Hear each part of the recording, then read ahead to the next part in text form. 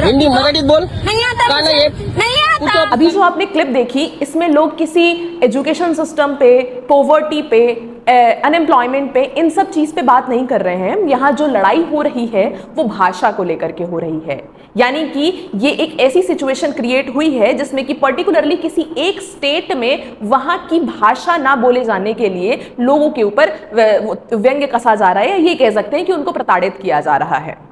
बात है एक ऐसे स्टेट की जो महाराष्ट्र है। महाराष्ट्र के लोग ऐसा कहते हैं, उनका मानना यह है कि अगर आपको महाराष्ट्र में रहना है तो आपको मराठी आनी चाहिए। पर क्या सच में इस तरीके की सिचुएशन होनी चाहिए? क्योंकि हमारा इंडिया जो कि यूनिटी इन डाइवर्सिटी को रिप्रेजेंट करता है, या फिर हम ये कह सकते हैं कि हमारे इंडिया का कल्चर इतना रिच है, जहां पे अगर हम एक स्टेट की बात करें तो विद इन एक स्टेट आपको बहुत सारी लैंग्वेजेस देखने को मिलती है।